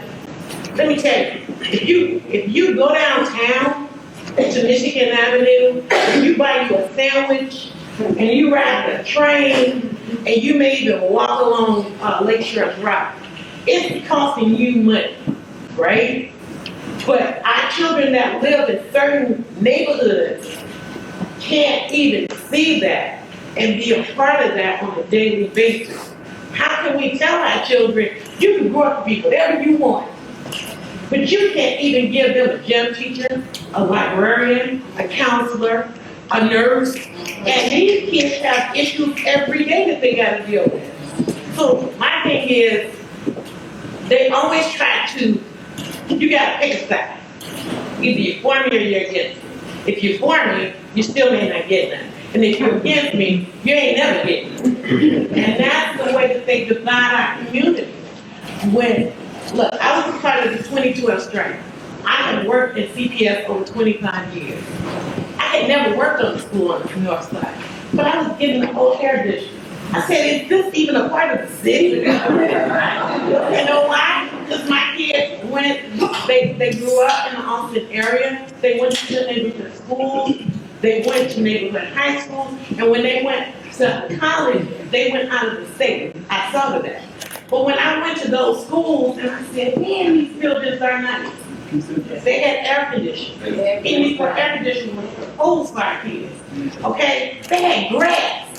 They had a place where you could park your car and lock the gate, and nobody had to come outside and open it for you. So when we talk about these things, we have to look internally. This is how they keep us separated and divided. I'm going to give you more. They're going to be pissed off, but maybe they'll move. Okay? It's all about how can they take more of the city and give it to more people that they think should be here now. Remember, in the 60s, the 50s and the 60s, a lot of the white folks went to the suburbs. They just fled. And we stayed. We stayed with what little we had. I grew up on 16th Street. Okay? They had houses where people lived in a one room and it could be a family of 10. But you know what? They stayed. Now if you go into these different areas, I tell them, I've always said this. If you see your school get new lights, new boilers, new grounds, new windows, you close it, right? Start looking for a new job. Start looking for your child to go somewhere. Because in every instance, if they put millions of dollars in a building, your child is not going to be there. And they're going to have to walk 6-8 blocks to the next neighborhood school. And they're going to put a charter in there. They're going to slide it on in there. Oh, we're going to service all the kids. Charters do not service children with special needs. No, they don't. If your child has a behavior problem or is going through trauma, guess what? This is the school, and this school ain't for them. Take them down into the neighborhood. So we have to really think about our neighborhoods. Look, we can live wherever we want when we start earning our money. But if we stop pulling up rank and moving to the suburbs, because we want to give our children, and my kids are grown now, and they still live in Austin.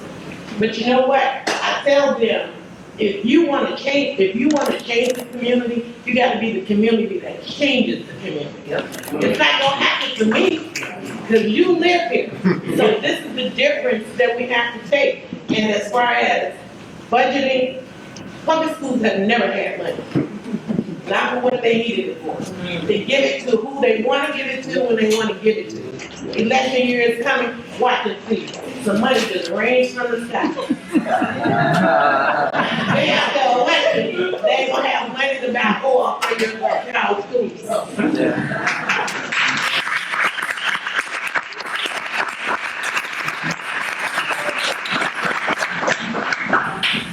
So I'm going to take two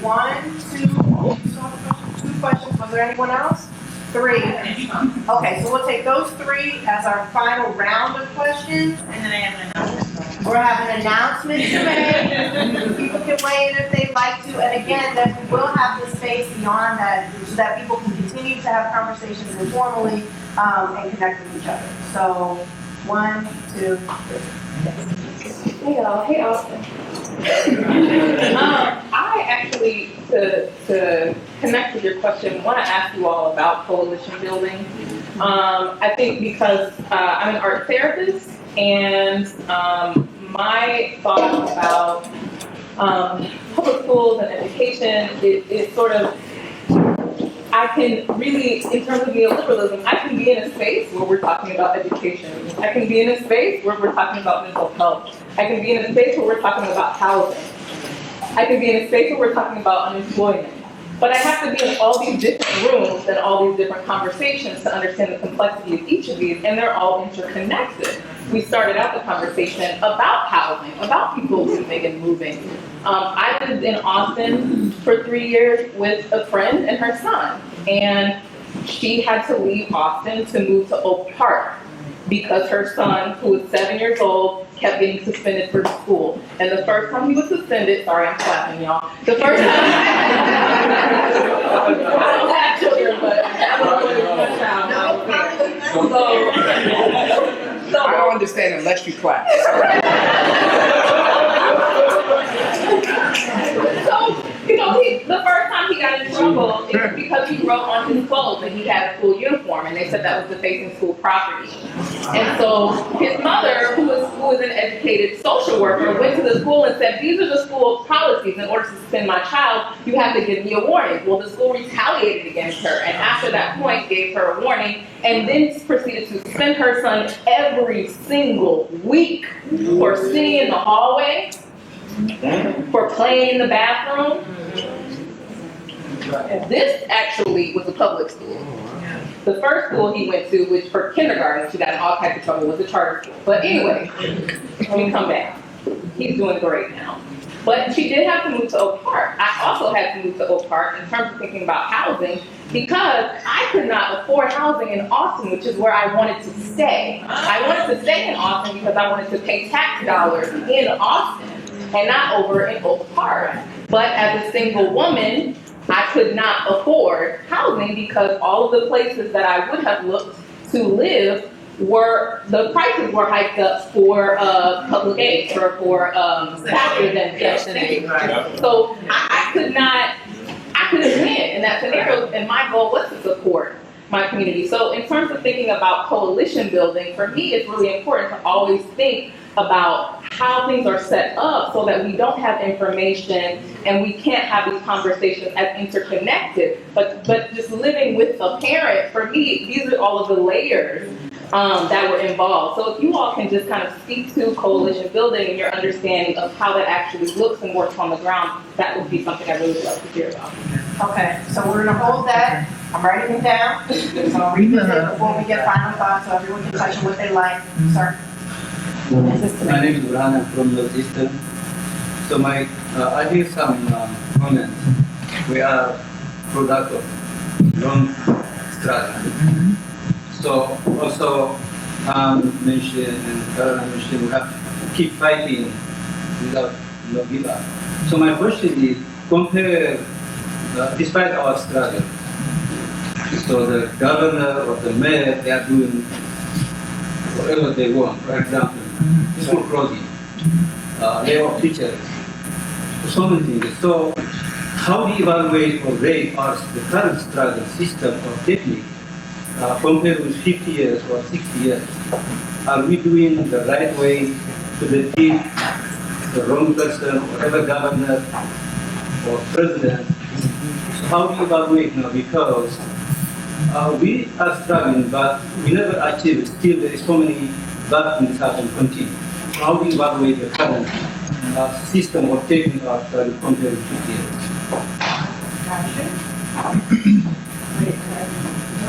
Yep, comment. Yes. Oh, sorry. So I was just thinking about your question about how we can bridge the gap between Black and brown communities. And I've just been thinking that a lot of it comes with recognizing the similarity of our lived experiences. So I feel that both Black and brown communities have an elaborate genealogy that informs our educational philosophy. So, for example, we've both been on the border between embracing this American identity versus our own cultural identity and the tension between that, as well as our value for everyday practices, home literacy practices like that. So I think I was just thinking that a lot of times it comes around just organizing around those similarities. And I think opportunity comes in those specific neighborhoods where you have that. I'm trying to think of an area. Some areas I would say probably in the Pilsen area a little bit where there's a mixture of Black and brown people and we're kind of almost at the border in a sense. So those are just my thoughts. You know, I feel that there's a lot of similarities in what we've been through as a people living here, having come from one country, being displaced here, and we don't often talk about that because it always boils down to skin color or things like that. But we are both immigrants. So I think organizing around that can be done. Okay. And I'm going to end with Rosa's up front, because I know you have something to say, but she said she's scared, but I think we'll find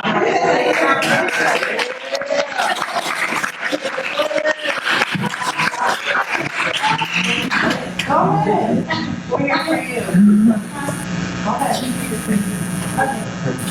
So, question is for all the teachers and principals, how do they keep through all the work that they have to do to implement and how do they get through it?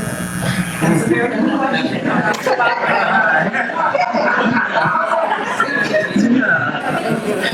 So, I'm going to get a final word for each of our panelists, and just to review some of the issues that were brought up, you don't have to address all of them, you can pick and choose what you'd like to. But the first one was around coalition building and interconnected systems. The second one was about comparing and evaluating our current struggles in the context of past struggles. And then we had a comment here, but also teachers and educators, how do you get through all this work and paperwork?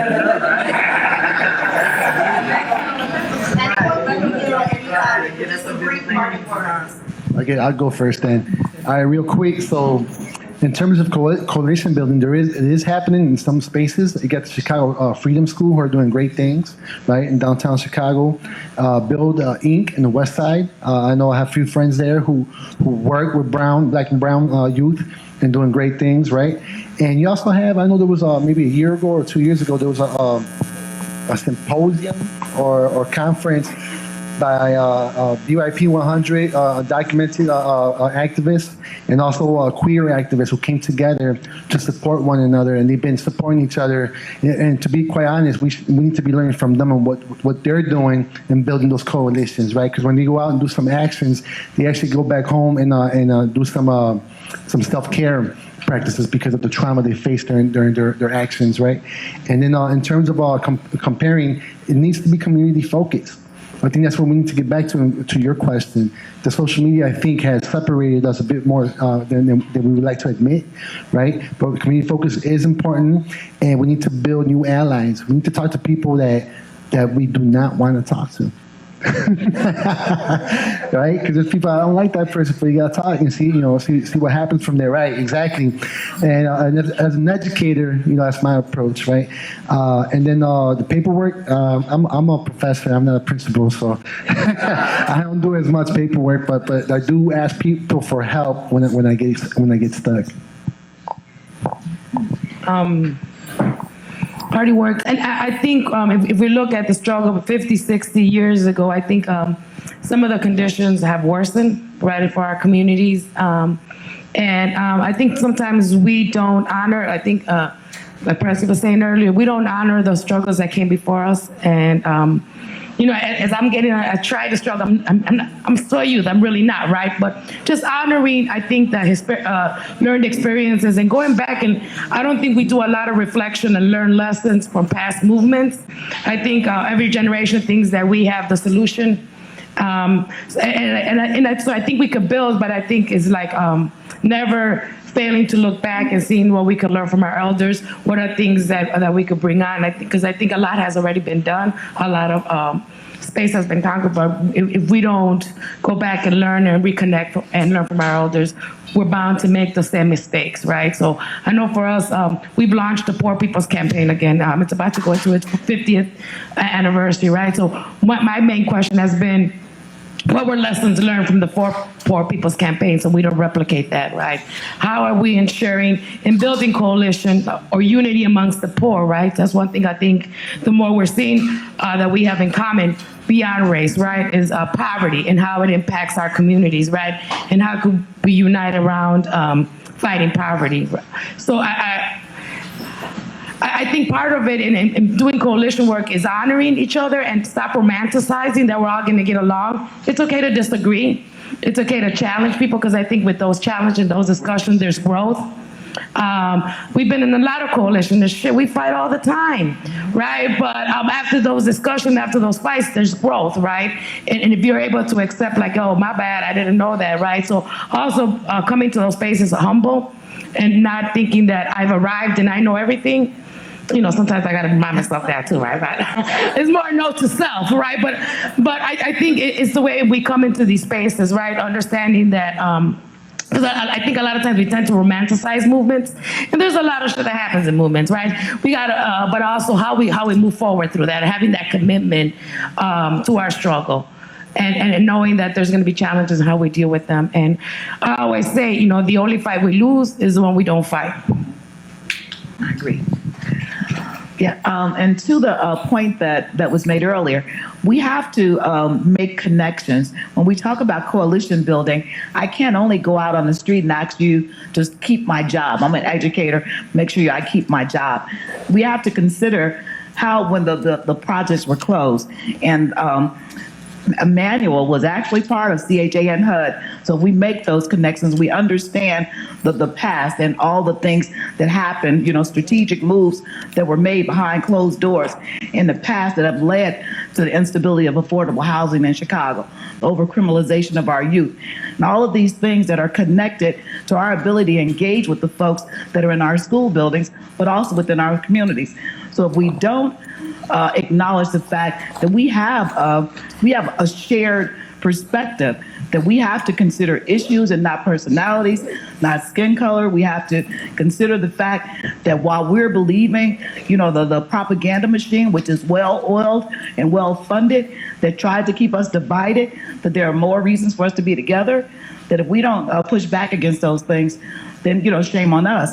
Because we have to understand that, okay, in my perspective, Black people have been like the first run. We're always put out in front of stuff, but once they get past us, they're going to come for you.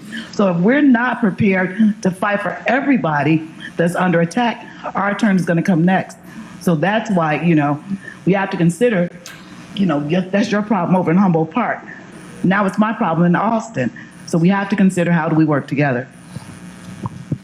So my student just left, but the principalship is a complex, I think, position. But I think the one thing that I must remember, and other principals that are in the position that I'm put in, is that to be the face of the school means that I have to work with all stakeholders, and I have to realize that I am not the all-knowing person in the building, and I have to lean on my teachers, my staff, my custodians, my cafeteria workers, and all the other stakeholders inside and outside of my building, my parents, my people who live in my community who don't have children who attend my community, the students who hang out in front of the building when I walk out after school and before school. I have to engage with all those stakeholders. And so I think that in education, if the future educators are in the building, I think you just have to remember, someone else said, is just always remember why you do this work. And I often start staff PD trying to get our educators to reflect what led you to be an educator and what led you to be in this position, because you have to always remind yourself about it over and over again because of all the things that are pushing and pulling at our schools. You have to stay focused and steadfast on why you do this work. And that is why I wake up every day. That's why I am at my job every day. That's why I love being the proud principal that I am, is because I know that somehow, maybe not today, tomorrow, but in the future, the kids who sit in front of me will have been impacted because of that. Shameless plug. In our new contract, we have a paperwork clause that says that we can get rid of 30 pieces of redundant paperwork. So we push back on that one. Right. Thank you. So I'm going to close quickly by just saying a couple last things. One, before our announcement. One is that coalition building work is hard but necessary, which I think is the theme that we've heard here as well. And to shout out some other groups that are doing that work in the city. One is the grassroots education movement, which CTU and other community-based organizations are a part of, trying to redefine what sanctuary means for different communities in the city. And also to this point about history, the ground on which we're organizing has changed, but I don't think that means that there have not been victories along the way. And we have to hold up those struggles. If I lived in the community that I live in now in 1960, my child would attend to school on triple shifts. That doesn't happen, not just because there's less kids now, but because there was struggle to make sure that didn't happen for kids 3 years later in that community, right? And so all of these little incremental changes along the way matter. That doesn't mean there's not more work to be done. But I think, as other people have said, we have to recognize that and take strength in that as we move forward, and celebrate the times when something goes right, you know, even if it's little. So with that being said, I encourage people to continue to have these conversations, to think about, making change where you can, where you are with what you have. If all of us did a little bit, there'd be less to do and it would be less daunting. And with that, I will turn it over to our announcements.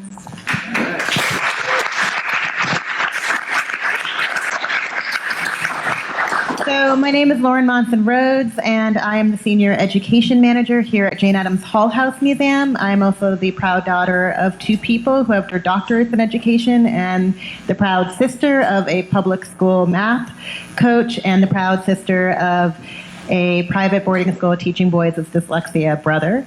So I'm just saying this because I love being around educators and people who just continue to fight for the education of children. And I have to say specifically for those of you who talked about kids who have special educational needs, as somebody who has special educational needs and had some issues in my own small town public school, I have to say I think the good teachers that I had some horrible teachers, but it's really the good teachers, just getting back to that point, who just can change everything for you. So I think everybody in the audience is an educator. That being said, it was an amazing conversation, and this conversation about education and divestment from education and neighborhood change in Chicago will continue. The exhibition, Claiming Space, will be up, as we said, as Jennifer said in the beginning, for quite a few months. This is not a topic that we're going to run away from here at Jane Addams Hull-House Museum, particularly because the settlement itself has its roots in progressive era education reform. Many of these educational models still exist today. If you ever had to play with blocks in the classroom, you know what I'm talking about. I do want to make a couple of invitations for you. One is we do have another exhibition-related event coming up on October 12th from 6 to 8 p.m. called Westside Arts, Claiming and Reclaiming Space. It will include artists such as Miguel Aguilar from the Running Street Art Tours, which I haven't done it, but they hold them every once in a while over at the National Museum of Mexican Art. You should do it, bring your running shoes. Alexandria Aregbu, Leah Gibson, Danton Floyd, and Sarah Pooley, all who were involved in the Claiming Space exhibition next door. I probably pronounced somebody's name wrong. I apologize. So please join us for that next month on October 12th. I also want to let you know that the museum is open briefly right now. So if you came here for the talk but missed the exhibition and want to go back and see the exhibition, just like do a brief walkthrough, you can. Nicole Mariquin, who just snuck out, her artwork is also featured on the first floor of the museum. So you should check that out because we did talk about the 68 to 73 protests. Also, too, we have a ton of Thai food in the back. Please make yourself a plate and take it home. The Jewish, the non-mother but Jewish woman in me wants you to do so. So please, please, please take some food home. Thank you again for being here tonight. I hope to see you again on October 12th, and have a good evening.